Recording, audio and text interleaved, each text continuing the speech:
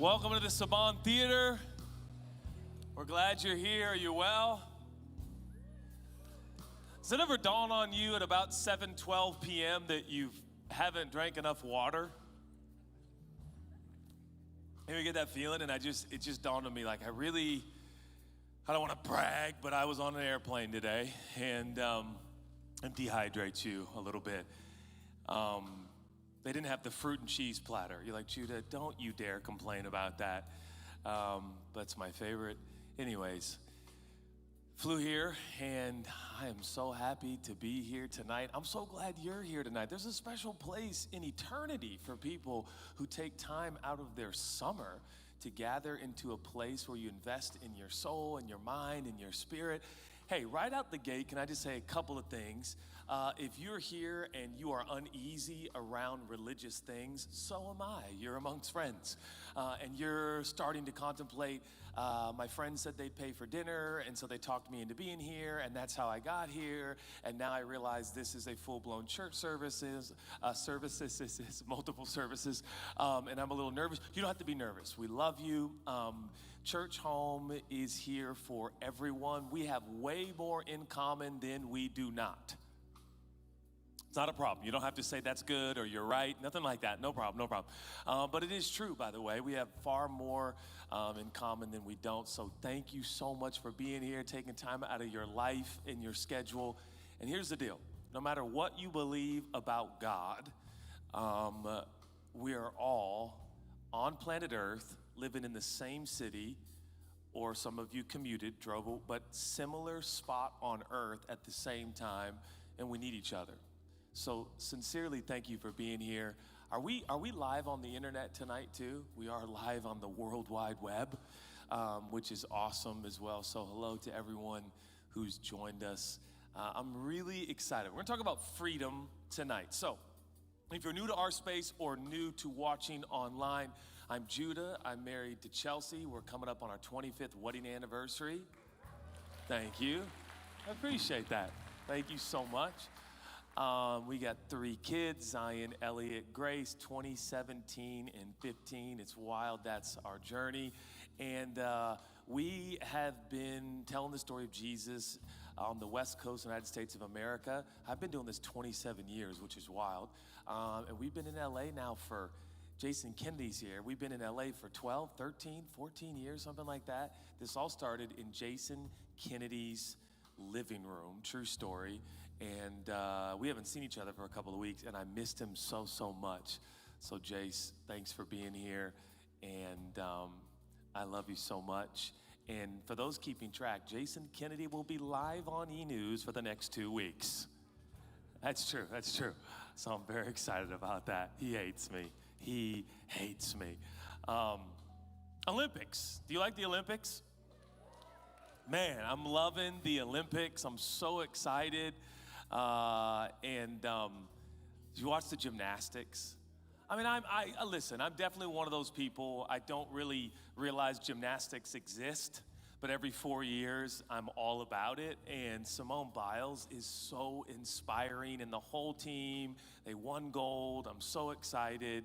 And I think, well, you're probably not into the Olympics because you're here, because I think there's like big Olympic events tonight, but here you are. I love you all so much, and I hope that you're having a good summer. So I'm going to speak for a little bit. The musicians, the singers will come back, and we'll use music as a connection point with the divine through our soul. And the cool thing is you step into a space that is connected to a long history of people studying and considering the way of Jesus, the life of Jesus, the death of Jesus, the supernatural resurrection of Jesus, and how that alters human history and how that affects us personally. So if you're new to this space, you'll find out real quick. I have just as many problems as you and just as many proclivities, temptations, and challenges, and I probably cuss more than you. But you'll also find out that I love Jesus. He is my hero, the love of my life. I want to look like him. I want to live like him, love like him. I fail royally nearly every single day, but I'm really, really obsessed with Jesus. In case you're wondering, like, this is one of those bizarre, fanatical faith spaces, I do want to kind of bottom line, just by way of reminder, that Jesus is an actual historical figure that lived. In many cases, we have more proof of him than some of the most beloved presidents of the United States of America. So quite literally, there is undeniable, not only geographical, scientifical, that's not a word, felt right. There is outrageous amounts of proof that Jesus actually lived. I believe he died on a cross. So did thousands of crooks and thieves with Roman crucifixion, but only one of them said he would rise again on the third day, and did. And to me, Jesus did that to let everyone know he was not a mere prophet or just a speaker or an inspiring figure, but he was the full revelation of God in physical, visible form, and I am obsessed with him. Now, here's the good news. If you're like, Jesus is not my God, I have a different God, I just want you to know that I am not mad at that. I'm not bothered by that. We love that you're here, and we are all trying to figure this thing out called life. So good news, I'm so pumped that you're here, and no matter where you are on the spiritual spectrum, the goal is that when we do gather, that you can garner and gather some things in your heart and your soul that will help you along your way. I cannot convince you to believe like I believe, therefore that is not my objective. Now, my objective is this: if there is a God and you can encounter him, I'll do everything I can over the next 3.5 hours while I speak to give you, come on, relax, to give you an opportunity to encounter him. But I can't make that happen. You can't make that happen. That really is up to God. So we can exhale and enjoy this moment. Cool? Okay. So I'm going to read in a moment from Galatians chapter 5. And that'll be great. I feel like there was something else I wanted to say. Don't you hate that feeling? And I'm like, wait, what was it? I don't know. Is it someone's birthday that I know and love? Is somebody having a birthday today that I know? Isn't that a weird feeling? Don't you hate that feeling? I don't know. Maybe I'm not. Whoa, why did that happen? Why did the lights go out? Oh, so I could see. Is somebody's birthday here? Did we dim the lights so I could see? Is it your birthday? No. It's your birthday right here? Is that true? Oh, it was last Saturday. Well, that's not today, is it? Oh, man, that's weird. We're doing that, huh? So that's what we're doing. It was my birthday 6 months ago. All right. Anyways, that was fun. But, I mean, sincerely, happy birthday last Saturday. That's awesome. I love that. Those are good friends and family members. It's his birthday mostly. What that means is if you went to a restaurant that gives out free sundaes, you'd lie and say it was your birthday tonight. In fact, you probably plan to do that. There are some lies that Christians are allowed to have, and evidently that's one of them. If you're at TGI Fridays, the lighting's a real odd thing here tonight. I'm not sure what's happening, but it's not a problem, guys. I can't see anyone now, but that's not going to be a problem. We'll just keep it moving and trust that. Are the lights getting brighter, or is that just me? Good thing I wore a hat. They're not getting brighter. Okay, fantastic. Listen, I don't like to be a braggadocious person. That's not who I am, but I'd like to brag for a few minutes. There's some things that I've quit. Now, I don't want to shame anyone here. If what I mentioned you have not quit, it's not a problem. I don't want you to feel guilty, but I'm a quitter, and I'm going to tell you what I've quit. I quit soda years ago. I really did. I quit soda years ago. I don't drink any sorts of soda except Zevia. We'll get into that in a moment, but I quit soda. I quit hard cold candy. I don't eat candy at all. Okay, I'm 45 years old, can't afford it. I don't eat candy. Now again, I'm gonna be real honest with you. I quit drinking alcohol. Now I like tequila. I'm not gonna lie to you. I'm sitting up here as a man of God, but I like tequila. Okay, so did C.S. Lewis. Sue me. All right. He liked bourbon and whiskey. Like I gotta qualify myself to throw other, Anyways, I quit aspartame. That's for sure. You need to quit aspartame. If you haven't quit aspartame yet, it's rat poison. You need to quit aspartame. Another thing you need to quit, hydrogenated oils. Those are oils that once you ingest them, they never leave your body. Now, I don't want to name names and point fingers, but I have some very healthy friends here tonight that are judgmental Jason Kennedy, and I think the point is not to judge, but to encourage. Jason is a constant reminder in my life when I will I don't know, kind of boast about all the things that I don't do, he'll remind me of some of the things I still do. One of them, which has become increasingly popular for my friends to judge me for, is this energy drink that sold me. Now, the reason they sold me is because on the can, it says increases metabolism. If on the can it said Jesus Christ is Lord, I'd be less attracted than I am when it says increases metabolism. Okay, that is the most attractive thing.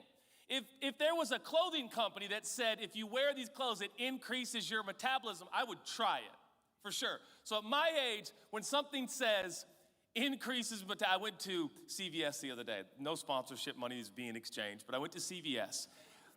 And there was actually a larger sign. I didn't even know they were doing this. And it said this drink may increase calorie burn when working out.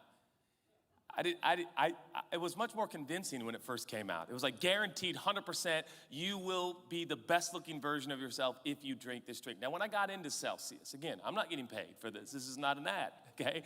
I've asked them to send me free, but they haven't. Celsius, I felt proud. I remember telling my friends, increases metabolism, it's a healthy drink. And then Jason Kennedy and others started to tell me, well, that has chromium in it. That has natural flavors. You guys know this about this? This is not my message, nor is it my intention to be your health coach tonight, but here we are. Natural flavors is basically a collect-all for that company to put whatever they want in that can and call it natural flavors. I don't even know what that means, but that's what I've been told, and it's haunting. Okay, now some of you are like, I don't care. I respect that, neither do I, and I just had a little Celsius before I came on stage. So here we are, hypocrites of the highest order. I quit Red 40. I quit Yellow number 5. Listen, you digest some Blue 1 and I will mock you. But man, some good old-fashioned sucralose, I'm in. Soluble fiber, you guys heard of this? It's my favorite ingredient in this company called Smart Sweets, and I love it. Why do I love it? Because at my age, it guarantees in the morning, I clean out the system. And here's what's happened in my life, is at 45 years old, I have felt like, man, I'm pretty conscientious of what I eat, pretty conscientious of what I drink. I don't want to brag, I don't drink. Of course, I don't drink tequila or alcohol, but I smoke cigars. What am I? I'm a hypocrite. The point is this: have you ever traded one habit for a slightly less different or bad habit? Let me re-say that. Have you ever had a bad habit and you're like, I quit that, but only to replace it with what is pretty much the same habit, just packaged a little bit different and burns metabolism? That's where I'm at in life. And I still haven't quit these things. I still am a big consumer of sucralose, but I will shame you for aspartame. What am I? I'm a hypocrite. And this is where I want to go tonight.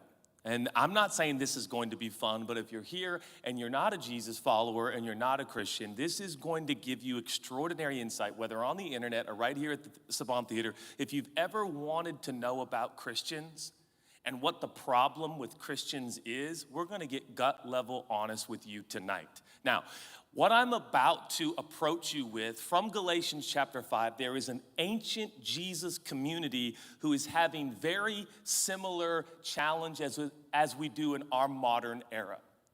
And here's what we're going to discover. We're going to discover that oftentimes there are things we do with God where we take one really bad thing. Now, you may not be sitting next to someone like this, but chances are there are some people in this room, sex is the worst thing they can imagine. Now, here's what I mean. They like it so much, but they're not married and they're Christian, and their mom has told them their whole life, if you're not married and you have sex, you burn in hell. So they love sex, but they hate sex, and their relationship with sex is a love-hate because they love it and they want it so bad, but the teachings of Scripture have taught them that you got to get married to have it, so it's a point of deep consternation. Furthermore, traditionally, that person, why do I know that person? Because I was that person. That's why I got married at 21. Come on. all right? Well, we're going to be honest. Now, again, if you brought a friend that doesn't know Christianity, this is a great night for them. Bit of an insider night to know what is wrong with those weird Christians sometimes. Well, it's this, that sex, for instance, a lot of Christians are preoccupied with sex because the teaching is very clear. You need to be in a committed marriage to have sex. If you do it outside of that, it can be painful and difficult, and it can hurt people and hurt yourself, and it's challenging. It can get messy, and so we get preoccupied with sex, but we judge others who have sex. And we kind of like, even though we want to, and we judge them. Now, furthermore, we might not have sex, but we'll do other things that are maybe less bad than sex. So tonight, what are we talking about? We're talking about sex. No, I'm kidding. We're talking about freedom. And what I have found in my own life is that freedom is supposed to be one of the hallmarks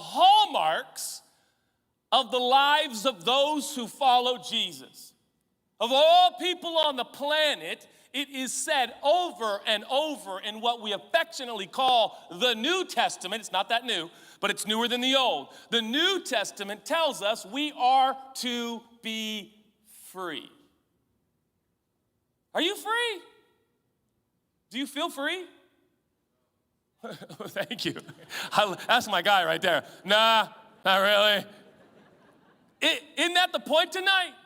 In fact, some of you, when I said freedom, you got sad because you're like, oh, dang. I was hoping we were going to talk about passion or purpose. But don't talk about freedom because I'm not free. When's the last time you felt free? Do you think free? Do you talk free? Do you sleep free? Do you wake up free? Do you go to bed free? Or do you feel a lot of fear and a lot of shame and a lot of guilt and a lot of pain? Do you feel free? Isn't that an interesting concept? Galatians chapter 5 and verse 1 essentially says this, and I'll put it in my own words. God set you free so you'd live free. And that's an interesting way to say it, isn't it? You've been set free to live free. We could put Galatians 5:1. Christ has set us free to live a free life. Look at that phrase. Which is to say, God can set you free, but you can end up not being free. So are we free?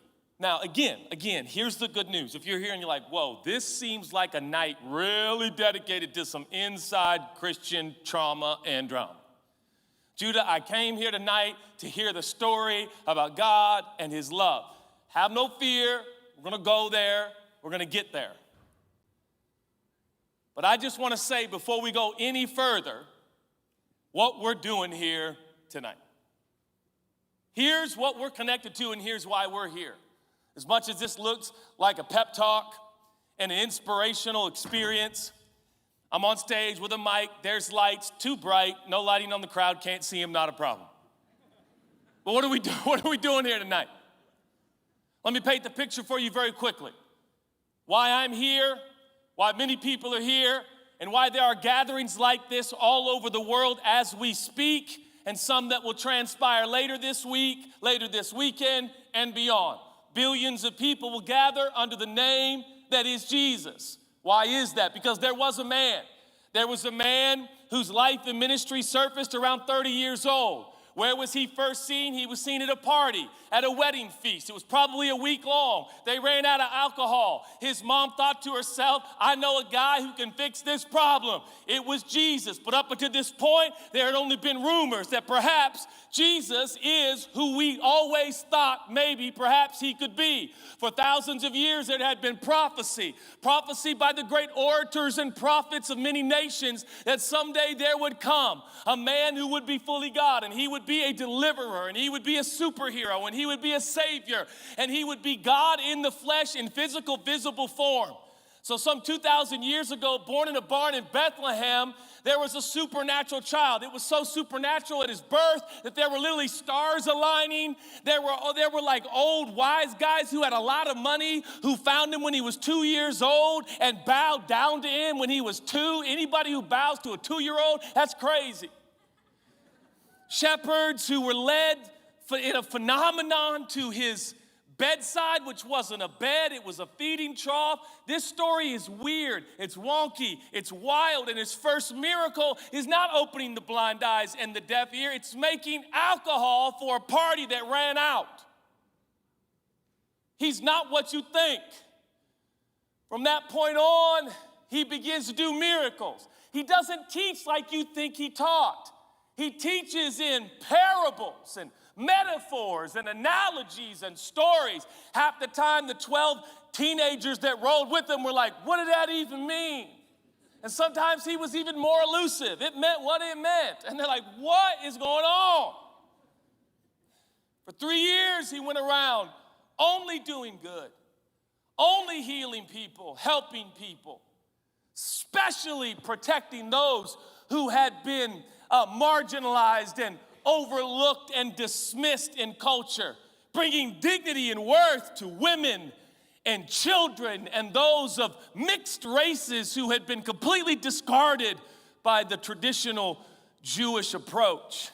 Jesus, being a Jewish man, was unusual and abnormal and extraordinary and kind and beautiful and attractive, and he just drew you in, but he wasn't like anybody else. And he finally says to his guys about a few months before it happens, he says, I'm gonna die. And they're like, no. And he's like, I'm gonna die, but don't worry, I'm gonna come back after 3 days. And so sure enough, he died on a middle cross. Interestingly enough, they hung over him, King of the Jews, and he died, but a lot of people forget that he died like a lot of people died, like thousands of people who died, but thousands of people didn't die on a cross and the earth shake and the sky go dark in the middle of the day and dead people get up from graves. Just in case you was wondering, like even his death wasn't normal, and then he was buried in a rich man's tomb, and then he appeared to more than 1,500 eyewitness accounts. And from that epicenter and from that shaking and from that resurrection, those 1,500 people started to tell the story, and they told the story, and they told the story. And my brothers and sisters, we are in fact more than 2,000 years removed from that actual event. And yet nearly 2 billion people claim on this planet as we speak that they follow his leadership and are faithful to him and his teachings. So I just want to be clear. We didn't come here tonight for just like, because I needed something to do and you needed something to do. We came here because there was a man who changed the world as we know it, whether you prefer his teachings or who he is. Now, consider what I just said and ask yourself, that phenomenon, how has it affected your life? And here's what I mean. Oftentimes we take that magical, mystical, mysterious, wonderful man and we turn it into moralism, traditions, and identifying what we don't do, as opposed to following the wild adventure that Jesus has prepared for our life. What I'd like to suggest tonight is that there is a freedom that you can enter into in your life that perhaps you have yet to experience. I want you to live free. So, Galatians, we're going to go through an entire chapter for the next 2 hours. No, I'm kidding. I'm going to extrapolate from this chapter for you, and we're going to put it on the screen so you can see the words yourself. That there was an ancient group of people, not too dissimilar to us here tonight, who were facing similar challenges. They had been set free by the resurrected man on the middle cross who levitated into the sky and said he would come again and change the world as we know it.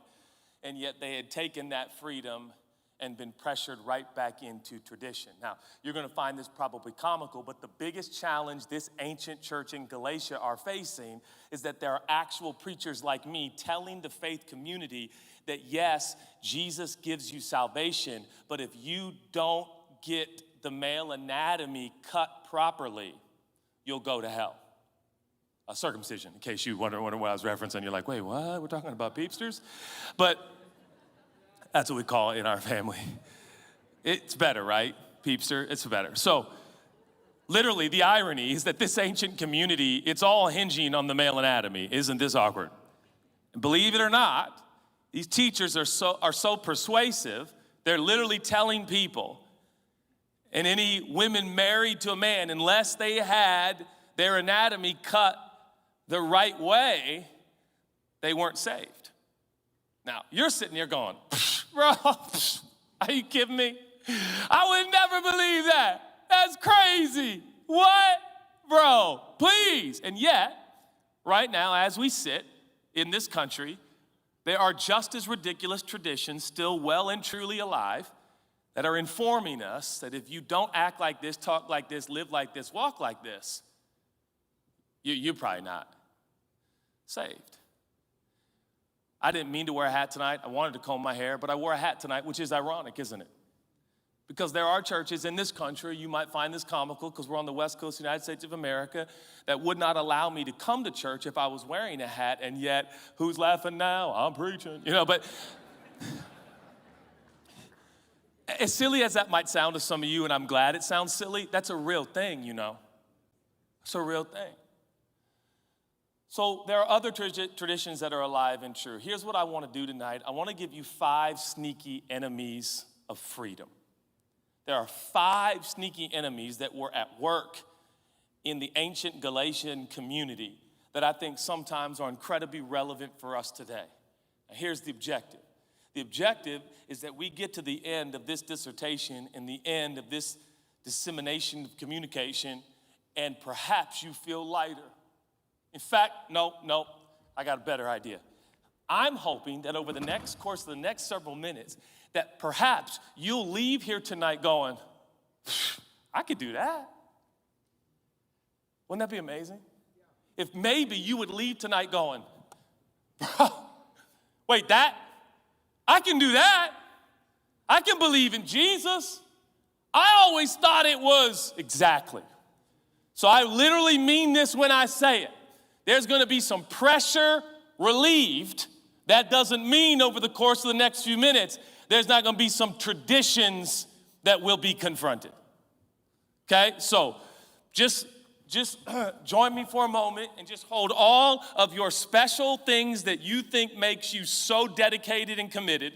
Just be willing to hold them with an open hand tonight, because I might come from them and snatch them from you and say, all you need is Jesus, and quit being so proud of the fact you don't have sex. Yeah, for real. Everybody in this room, I'm being feisty, bear with me. Everybody in this room has a pet moral that they're proud of. Did you know that? Every one of us have one. Honestly, I'm gonna be honest with you, the thing I'm most proud of in terms of my decorum, my behavior, my demeanor, is that I'm nice to people that you're rude to. It's the thing I'm most proud of. And it makes me self-righteous sometimes, because some of you are so rude to people that you think aren't important, and I'm extra nice to them to make a point sometimes to you and to let that person know that we love them. But I despise how you act sometimes towards people. I'm talking to Christians, I love, but Christians are so elite sometimes. We treat people with elitism, and we tap them on the head proverbially. I hate that. I give bigger tips than you. It makes me feel good about myself. I'm dead serious. I'm like, well, I tip better than all the Christians because I'm going to show them that Jesus loves them. But I got news for you.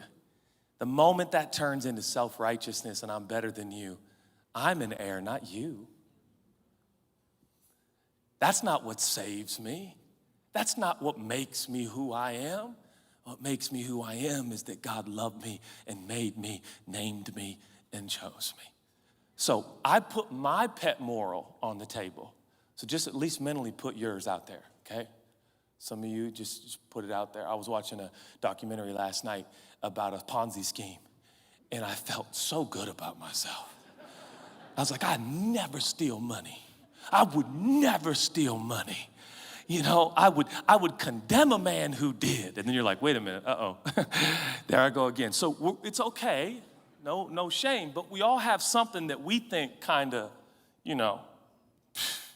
I would never do that, okay? And hopefully we'll disseminate, or some of that will disintegrate, not disseminate. Don't disseminate that. Let that be disintegrated. Disseminate is to serve it up and spread it. Don't do that, okay?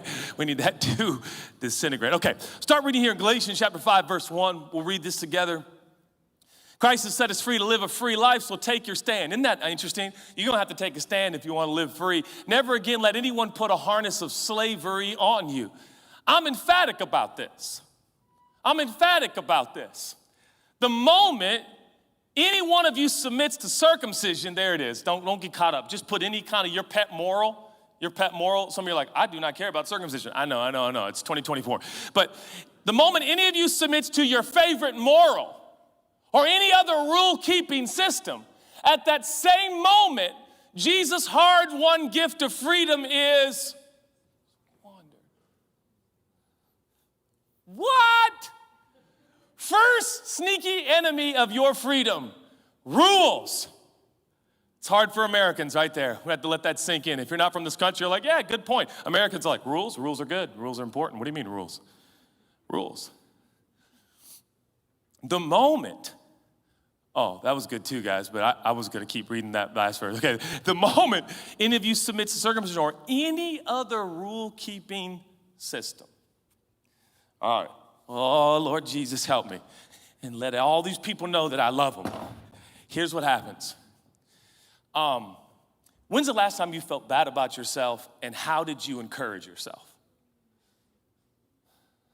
Because that tells you what's going on. Here's what I mean. You know how many times I've encouraged myself by saying, well, I'm nice to people that Christians are mean to, so I must be different. Am I the only one that has to have a self-discussion to tell myself why I'm different than other people that maybe I don't like? And I'm like, I don't want to be like that. I want to be rude and mean and ugly, and I want to be loving and caring and significant. And then I tell myself, well, at least I don't do that. This is suggesting that the moment you get your identity or your self-worth or your salvation from something other than what Jesus did, and you replace it with something you did, you squander the freedom you have. Like, this is real. So when your brain tells you you're better than the Joneses because, that's actually robbing from you your freedom. Now, this could get real good, because if all of us begin to develop the practice of saying, I am who I am by the grace of God, and because Jesus loved me, made me, named me, and chose me, I'm accepted, I'm loved, and I'm his, and I'm good.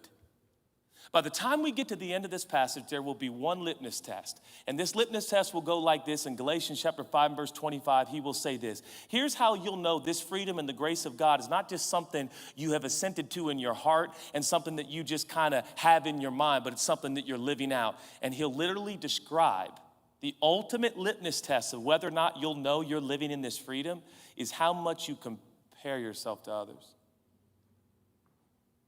Because that's the root of the whole thing. All of us are a part. And now again, bear with me. If you're not a Christian and you're like, dude, this is a really deep Christian night. Well, but it's a great night for you to be watching.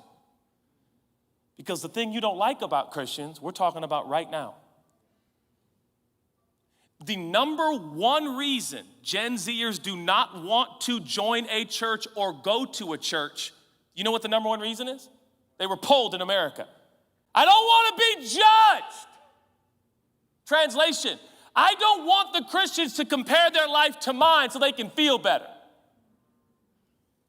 I like sex, and when I walk in and they see or they find out I'm sexually active, I don't want them to feel better about themselves because I'm doing something they condemn. I don't like the feeling. I don't like the sensation. And you know what I say to Gen Z? Good on you for being so aware. We do struggle with that. When you come to our churches, sometimes it's like fresh meat to go, at least I'm not like, what? Bro, crazy.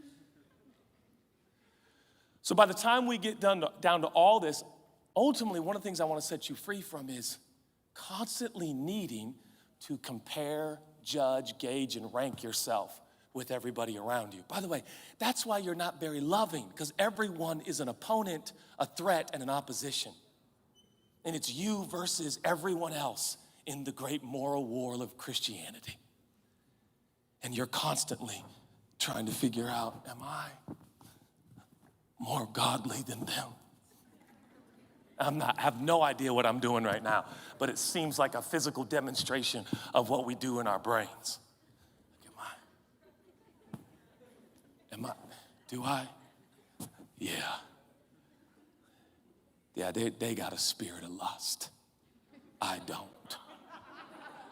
Just weird stuff we do, right? Don't focus on rules. You want to live free?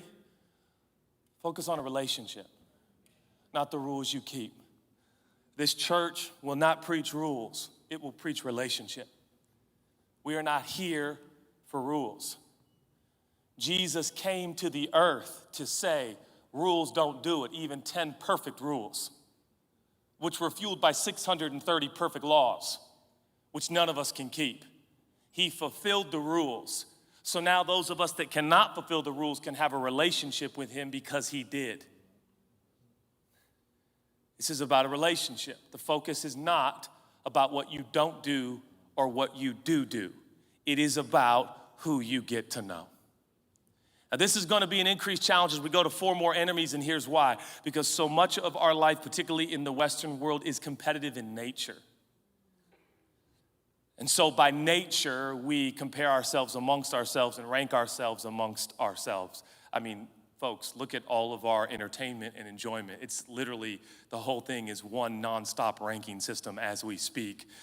Gold, silver, bronze, didn't even make the podium. You know, it's a whole thing is just, I mean, all the rankings of our sports entertainment and who's the top selling and who's the best selling and so I just want you to know, like, if you're like, oh man, I really struggle with that. Yeah, so do we all, like, for sure. So please don't feel bad, because all of us are ranked all the time, it seems.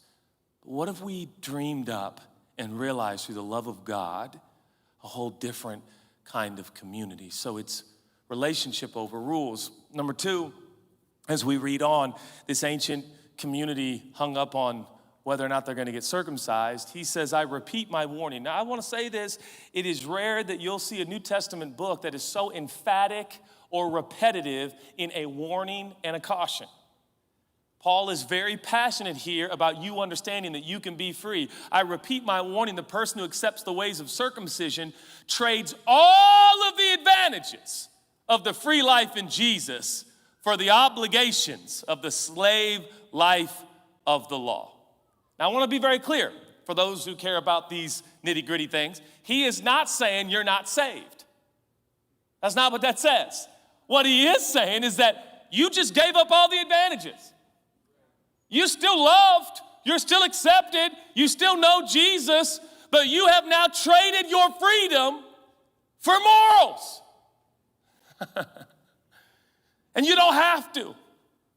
So, moving on. Some of you are like, whoa, this is intense. I know, I love you, all right? I really do. But I want you to be free, and I want to be free, and I don't want to feel bad for my cigars. Okay, I suspect you would never intend this, but this is what happens when you attempt to live by your own religious plans and projects. You're cut off from Jesus. You fall out of grace. This doesn't mean salvation. It just means, like, bro, it's literally like you just move out of this big old house with all this money and you walk away from this bank account and everything you have, and you're like, no, man, I am going back to a 1-bedroom condo. And we're all like, why? Because I feel better there. All right, can I have your house and your bank account? You fall out of grace. Meanwhile, we expectantly wait for a satisfying relationship with the Spirit. So it's the second sneaky little enemy of freedom is plans and projects.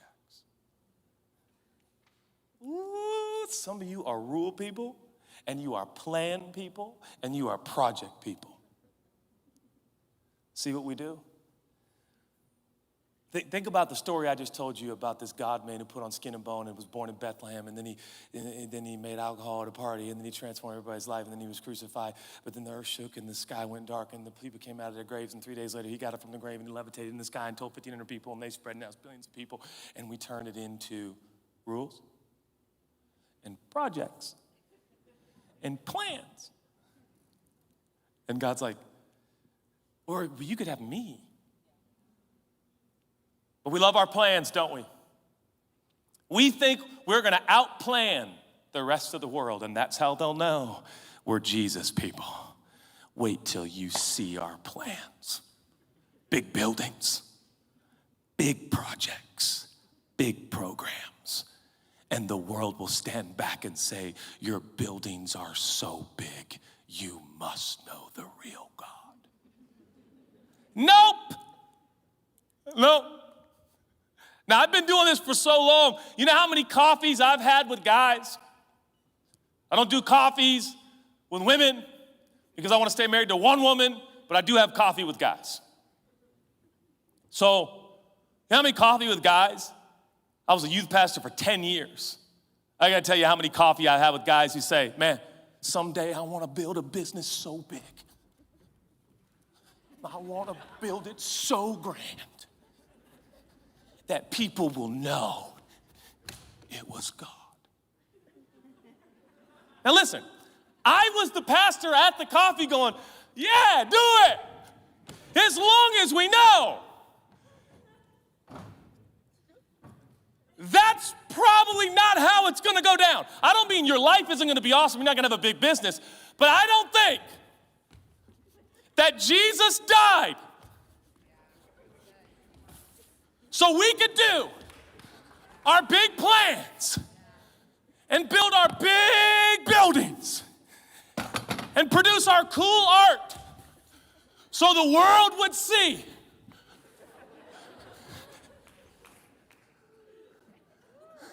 like the whole culture's gonna go, what? Oh, bro, you sold so much product. That's God. Right? Thank you, I'm out of breath. But I went to all the coffees and I was like, do it, bro. Let me pray for you, I gotta run. I'm out. And sometimes I get in my car and I'll be like, God, you tell them. Tell them that your plan is you. And tell them that your plan is love. And tell them that your plan is forgiveness. And tell them your plan is unity. Ooh. That's his plan. But boy, we got plans. And I think, at best, God thinks your plan, don't be insulted by this. I think he thinks it's adorable, you go get him tiger. Look at you, slugger. Right? So I grew up, my dad traveled around America, some parts of Europe, and he would do this seminar, and he would tell young people about purpose and destiny, and I started sitting there. I listened to my dad speak probably maybe 2,000 times, and I still channel him without even knowing it. It's all built in, it's all hardwired, but my dad would tell this story about when I was in church, and I would color something in Sunday school. He'd get done preaching a long time, just like me. And I would bring my dad what I drew at Sunday school. I swear to God, my thighs are burning. But anyways, I shouldn't, I'm a preacher, my bad. Oh, you can't judge me when I'm preaching on this. And I'd be like, Dad. And Dad did one of those things. He'd be like, oh, what is it, buddy? It's a rocket ship to Jesus. Oh, buddy, okay. Like, I don't know what this is. You pretty much could sell me on anything because it's just like, and I love you. I love you a lot. I've been doing this for 27 years, which proves that I really do care about you. I've been doing this a long time, but I think your best plans, I think your best project, I'm talking about when, you have a deck. Y'all know what a deck is? PowerPoint, bam, bam, bam. You could be in a boardroom with your deck. You know what I mean? I think at best, you bring that to God. And I think he goes something like this. Oh, what is this, buddy? That's my big business for you. Oh, Gabriel, get over here. Those are the angels. Michael, you're going to love this. Michael's like, oh, yeah. Right? But we trade a person for plans and projects. I'm dead serious. I know this because I've been there and I've done this and I do this. I'm more preoccupied with the plan and the program. In fact, I've gotten so in love with programs that I've concluded people who don't do the programs I do must not be cool with God because my programs are so important. Yeah. I stopped preaching so much and I had friends call me and ask me if I was okay. And I was like, well, that's the first time you called me in a long time. If I would have known you would have called me and asked if I was okay if I stopped preaching, I would have stopped preaching so you would call me. But our programs and our plans and our projects are so apparent, they oftentimes become the thing. And Jesus is saying, yo, but I'm here. And you can have me. Look what it says at the end of those verses. I'm pointing over to the flat screen, but I could point up to the big screen. I suspect you never intended this. I love that part. You never meant this, but this is what happens when you attempt to live by your own religious plans and projects. You forget about Jesus. You fall out of grace, period. Meanwhile, we could on the flip side, expectantly wait for a satisfying relationship with the spirit form of Jesus, who is available to us right now. Now, I'm going to let you know a little secret most preachers won't tell you, but I'm going to tell you. Sometimes God, don't tell them I told you this, sometimes God will upset your plans so perhaps you might see him. Mm-hmm. Some of you are wondering why you didn't get the job. He wants you to get the job. I'm going to tell you like this. I was the chaplain for the Seattle Seahawks for 7 years. I don't want to brag. At the beginning of the season, I'll tell you know what I'm talking about. At the beginning of the season, chapel was packed.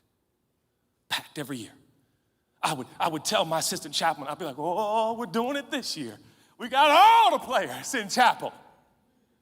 But when they made the team and the season went on, chapels would get smaller, and I would question my gift, my preaching, and the chapel would get smaller and smaller.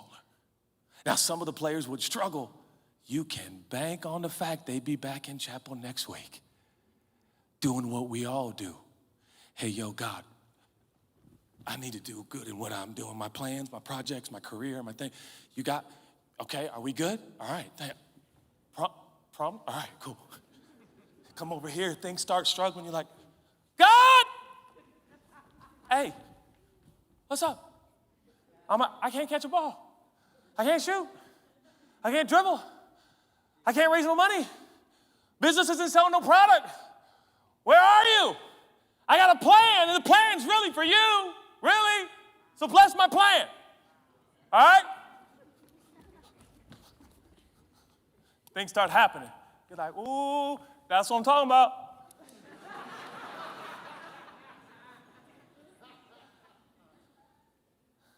Man, this has been going on for thousands of years, guys. But this isn't new. Sometimes we'd rather have a plan work out and a project scale than enjoy Jesus. And I'm just telling you, at 45, you got the wrong preacher. Like if you got big plans and you want to go to coffee, I'm super down. But I've seen some big plans and projects ruin some of my closest friends' lives. Ruin them. And you know why it ruined them? Because it was so successful. And I'm tired, if you can't tell, and out of breath. Yeah, because I prayed for plans that worked out, and they changed some of my best friends. because they got so successful. Isn't that what old Solomon said? Do you remember ancient Solomon? He had like 1,000 concubines. That was to get people's attention. And he said, I think it was David. It was probably David. Elijah knows. But David said, hey, God, I need you to, I can't be broke because then I'll curse you. But you can't give me all the money in the world because then I'll forget about you. So I understand. Be careful with me. Now, I don't think the point is tonight, like somebody like, but I would like to see if I forget him. Maybe I won't forget him. You know, that's what I'm talking about. Those are my people. You know, when rich people tell you it ain't about money, you're like, well, let me test that. Let me test that. You give me your money and see if that's how it goes. All right? Because I might be different. All right? So, no shame. Okay, we're moving on. We're moving on. I love you guys. What is this, jazzercise up here? Okay, I am sweating. All right, we're moving on to the next part of Scripture. Okay. For in Christ, that's good. Was that our next verse? Oh, yeah, we're on verse 4. Good. In Jesus, neither our most conscientious religion. Oh, man, it was like this was written for 2024. In Jesus, neither our most conscientious religion nor disregard of religion amounts to anything. Now we just got both guys with that. Did you see that? You ever met this guy? Hey, man, to me, church is one thing, but I'm out on the streets with the people. And I'm out there serving. And I'm out there loving. And I'm out there feeding and caring and being there. You guys go into all your buildings, but I'm out there with the people. I'm where the people are because it's about the people. And I'm always inspired by those guys. I really am.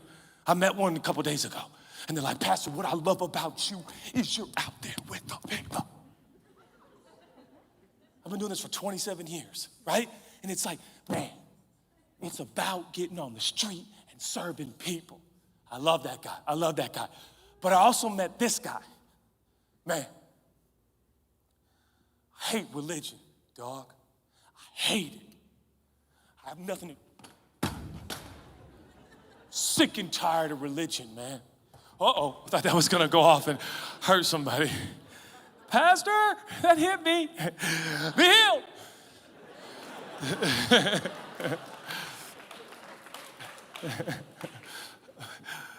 The point is, I got carried away. The point is, I met the person who's like, I'm really dedicated and committed to good works in the streets.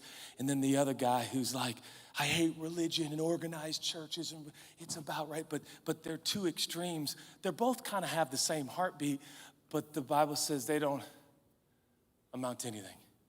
So like the most dedicated church person of any kind and the most person who hates the church because it doesn't really do anything, that the Bible says any one of those extremes are in between. They don't amount to anything.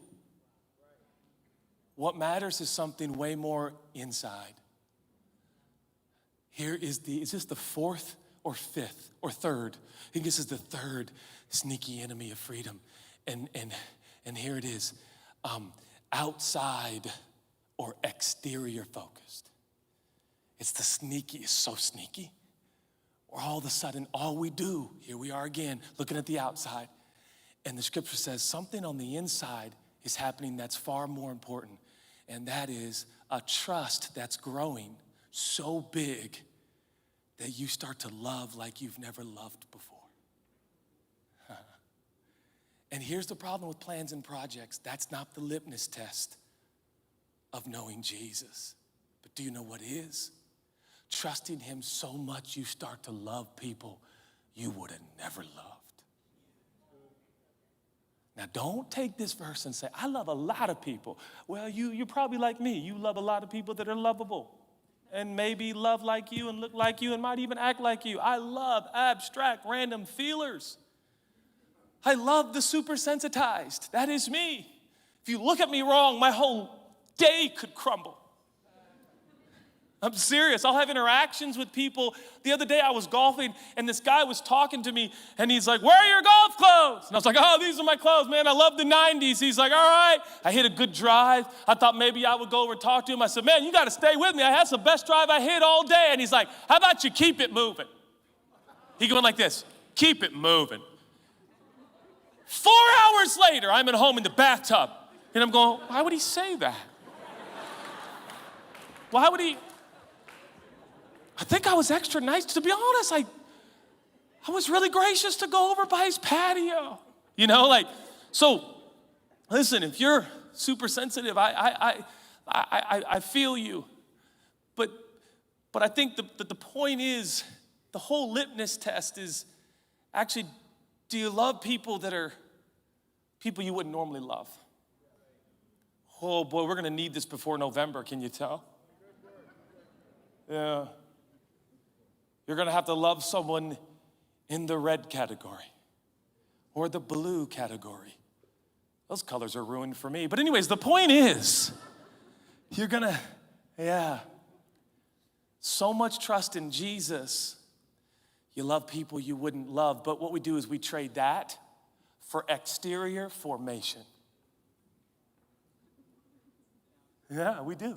Instead of trusting Jesus so much to love people that you normally wouldn't love, we end up talking certain ways, acting certain ways, and it becomes an exterior, outside competition.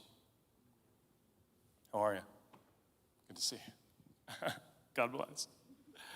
How are you? And that's why we get it wrong all the time. The Bible says man looks on the outside, but God looks on the heart. Be careful now. This is about what's happening to you on the inside. And what I love about God is he works inside out. But most of the time, we work outside in. Now, if you're familiar with Christian community or you've never been a part of a Christian community, let me let you in on a little secret nobody would tell you about.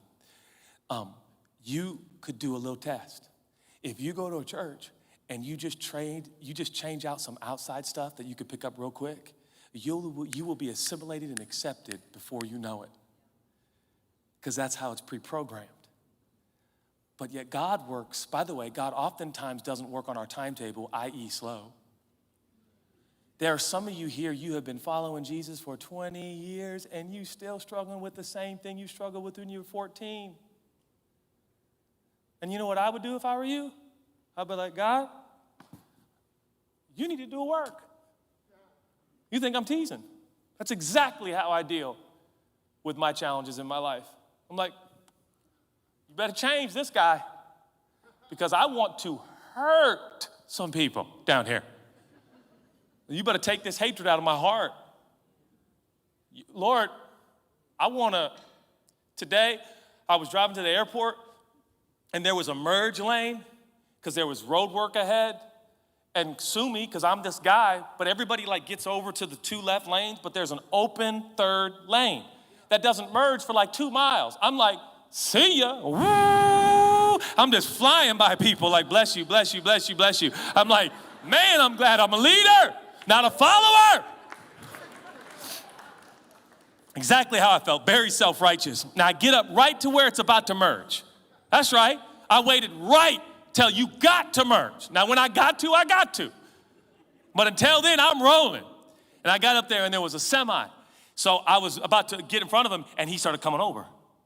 So I was like, oh, he must not see me. So I slowed down, and I went in the other lane, because I was like, oh, that's odd. I better get away from him. And then he came over. And now I got my kids in the car. And I was like, what, bro? So now I'm like, oh, this guy's trying them. So then I'm like, what? And my kid's like, Dad, I'm, hey! Felt like that's what Jesus would do. Drove by, what do you think he did? He used a particular finger. I did not, because I'm a man of God.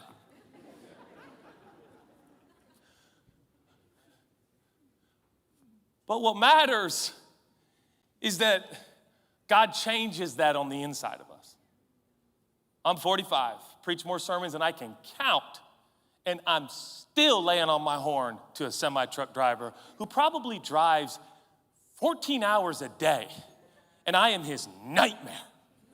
I am the suburban guy in the Tahoe making up time.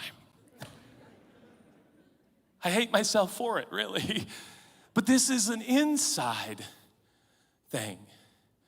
The problem with the inside is like pastors and ministries like this can't. We want you to be really great. so that the world will see how great our community is? What if we let go of all of that, perceived control, and we let God do what he does on the inside in the timing he does it? What if you let go of all that pressure to look like, act like, talk like other people in the community you're in? All right, I'm coming to a close, mostly. Going on to the next verses. You were running superbly. Who cutting on you, deflecting you from the true course of obedience. The detour doesn't come from the one who called you into the race in the first place. Please don't toss this off as insignificant. Only takes a minute, only takes a minute, always do that with minute, turned into a minute. Only takes a minute amount of yeast, to permeate an entire loaf of bread. Deep down, the master has given me confidence that you will not defect. But the one who is upsetting you, whoever he is, will bear the divine judgment. That, by the way, that is such a boss move. That is Paul saying, whoever those preachers are telling you, you got to cut your peeps. I'm going to tell them right now, I'm coming for them. I like that. That gets me going. I'm like, that's my guy. He's like, they're telling you, you got to have circumcision. Well, you don't. And tell them Paul's coming, and Jesus is coming with him. Notice what gets Paul riled up is that preachers are putting bondage on people when Jesus set them free. If you need me to follow Jesus, I've misled you. I've misled you. Man, I wouldn't be where I'd be without you, preacher. Be careful with that compliment, because that's a problem. My job is like, as a facilitator that fades. Maybe when you first met Jesus, I was like, man, but my job is to fade. I'm getting old anyways. Want to play more golf anyways. This is about you and the King. You and Jesus. But notice what it says. A minute amount of yeast, will permeate the entire loaf. Now, this means two things. Two things Paul's saying. He's saying just a few people in the community who believe that you got to do something as silly as circumcision to be right with God can really start to mess up the room and the dynamic. Furthermore, second thing he means is that preachers like me, when we start to overemphasize certain morals or behavior, we start to insinuate that Jesus saves you. But to stay saved, you also got to add. And ladies and gentlemen, I present before you the most dangerous thing alive in the church in the whole wide world. Here it is. Here it is.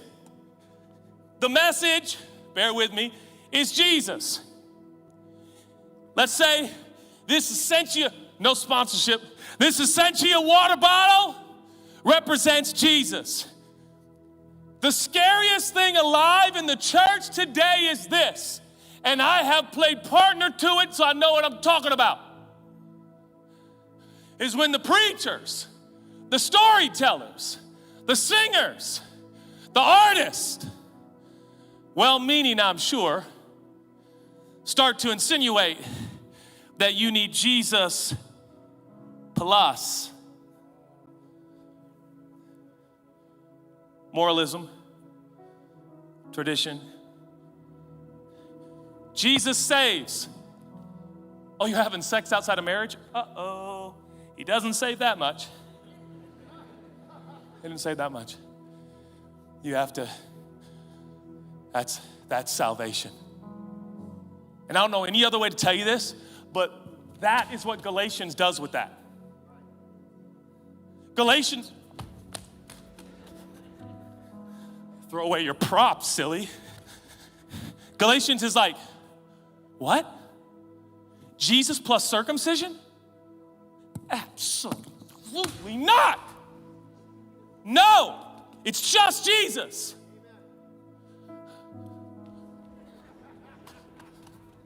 But this makes us feel better. So yeah. It's just Jesus. But how much do you pray? You pray a lot? Not a lot. Weird. You never talk to him. You must not love him. It's just Jesus, church. It's just Jesus. He'll set you free. You have an addiction? What was that? Really? Anyone who really knows Jesus isn't addicted. Huh. That's strange. It's Jesus. He'll set you free. Whom the Son sets free is free indeed. I'm sorry. You don't attend a church service? Oh, brother, Jesus saves, but only if you go to church.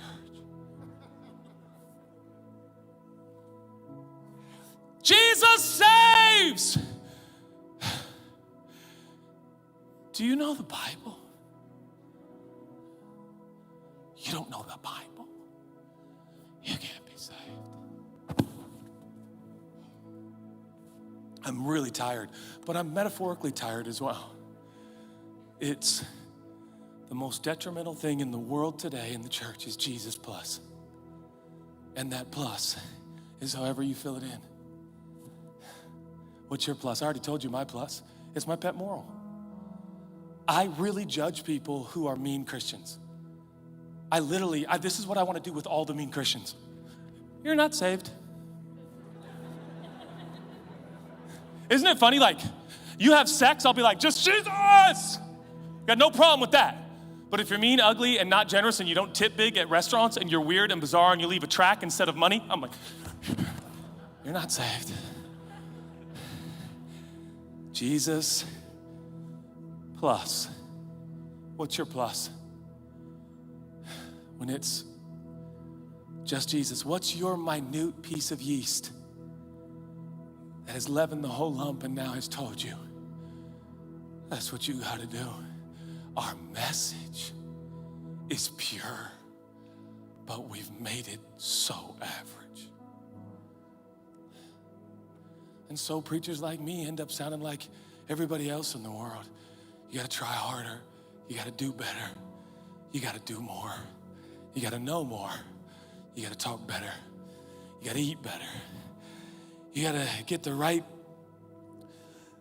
cuts in your body. I mean, you got to get circumcision. I mean, it just goes on and on and on and on. Jesus plus. Lastly, and I'm done.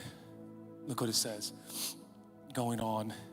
As for the rumor that I continue to preach the ways of circumcision as did in those pre-mass, that is absurd. That is absurd. You guys got to see this. I promise I'm almost done. I can't put the bottle there, that's for sure. But why would I still be persecuted? If I were preaching that old message, no one would be offended. Do you know in the New Testament, the preachers who preach Jesus alone become offensive? Notice what he says.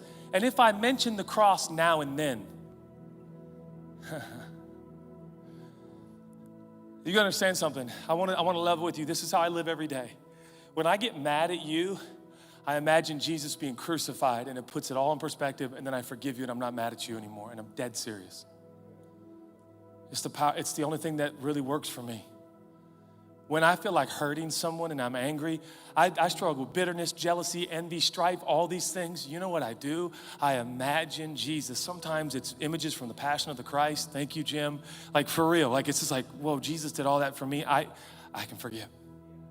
It's not cross now and then. It's cross every day. He took a beating for me, remembered me. I'm broken. I'm empty. I'm hollow. I'm arrogant. I'm selfish. I'm prideful. It's Jesus alone that has gifted me acceptance, love, and salvation. So I want you to know that I look into the future of our church. I can tell you this much, and we are going to take this as far as it can go. We're going to take it in languages all over the world, and we're going to make it so much just about Jesus that people are going to be offended and say that we're too light on sin. That's what they'll say. And I got good news for you. That's what they said about some of these guys Who helped write the New Testament? You promote sin. No, I promote Jesus, and he's bigger than your sin, and your sin can't separate you from God because of what Jesus has done. Yeah. We're gonna be free. I want you to be free. This word freedom, you're not gonna believe this. This word freedom means liberty. The actual word means liberty, but it literally means this: to exclude anything that has no relationship to salvation. At some point, please let that saturate and sink over your life. Hopefully it'll be later this week, but I'm gonna say it one more time. This word freedom in the original Greek means to exclude all things that have no relationship to salvation. Which is to say, when you are freed by Jesus, you can literally stop attending to, giving your attention and your energy to anything that does not save you. That's right. I'm being serious now. That means if you focus on sex, that's a problem. You focus on lying, that's a problem. You focus on cheating, that's a problem. We're free to exclude and focus on one thing. That's Jesus. I dare you every day to think about that one thing you're so embarrassed, that one secret thing that nobody knows about. And if they knew about it, you wouldn't be here tonight. If there was some reader board in front of your head telling what you did the last several days, you wouldn't be here because you'd be so humiliated and so embarrassed. And so would we all. That every time that comes to your mind, you start thanking God for Jesus. God, Jesus, thank you for Jesus. Thank you for your sacrifice. Thank you that I'm free. You set me free. Chelsea did a guided prayer this morning. You got to check it out on the app. It is so riveting because I got so fired up because I was like, that's exactly what I'm preaching about tonight. The power is in him, not being preoccupied with your proclivities, temptations, lust, and sin. You're free to no longer focus on those. I'm being so serious. And this is so contrary to everything we've been taught in sports. Because if you're bad at layups, a good basketball coach said, you're gonna work on layups. You miss one more layup. And we think that's God, and it's not. If you're bad at layups, just think about Jesus. If you can't shoot, think about Jesus. If you can't stop that thing, just keep thinking about Jesus. You think I'm joking? I promise you this, I should say this stuff works, but he works it. I'm done. Look at this end. Didn't I already tell you I was done? That's right. It's absolutely clear that God has called you to a free life. Just make sure that you don't use this freedom as an excuse. Here's the last sneaky enemy of freedom. We use it as an excuse to do what we want. And oh, you have missed the point. When Jesus is not a person, he can quickly become an excuse. Jesus, for many people, is a concept. And so that concept helps them to forgive. I was watching a show the other day. And some character on the show said, I keep doing this sin, but I love how God works because if you ask for forgiveness, it's fine. And I thought, oh, I know what that's like. I've been there, but that's not how it works. He's a person. So instead of an excuse to keep doing what you want, what if you saw Jesus as a gift to help you live the dream, the life you never dreamed possible? Do you think there's people in here that have been set free from embarrassing, deplorable things? So why can't you? You can. And you know what you've thought to yourself? They must know a trick I don't know. That's not true. I got a hunch.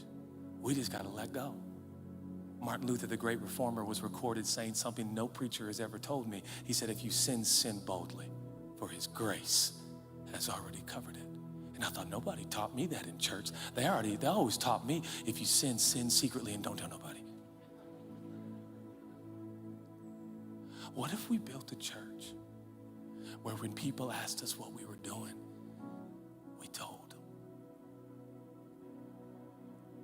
And what if we built a church where when they told us, we didn't suck air, we moved in and hugged them and said, I know what that's like.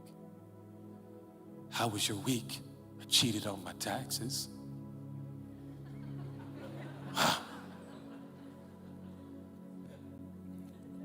I'm not sure where to go with that one. I didn't see that one coming, because now I'm like, we probably got to tell the authorities.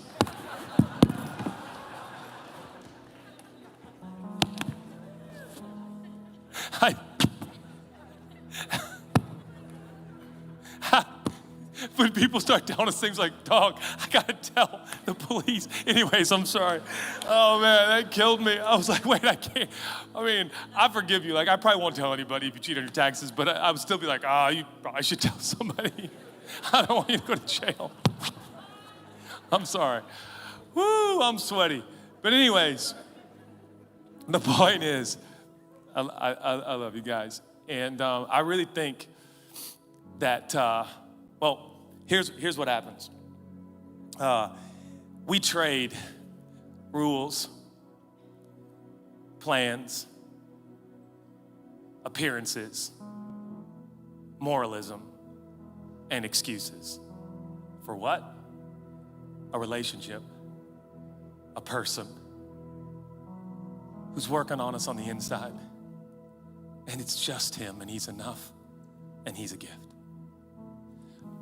Literally, I just want you to digest this one more time. What if you stop living by rules, plans, projects, the outside, Jesus plus moralism and an excuse? And what if you just got free and just said, it's about a relationship with him and I have it. He gave it to me. It's about him more than any big grand plan I make, as much as people in the church want me to have some big, perfect mission statement for my life. It's about him. And what if you just trusted that he's actually doing something on the inside of you that you can't even see? Some of you feel behind, and God told me to tell you that's a lie. Because nobody can see what he's doing on the inside of you. So you know what I say? I'm sick and tired of the rat race. Some of you think you're behind because of your relationship status, because of your income status, because of your work status. And I say the devil is a liar.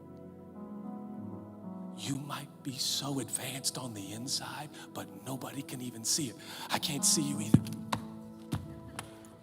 I'm nimble. It is what it is.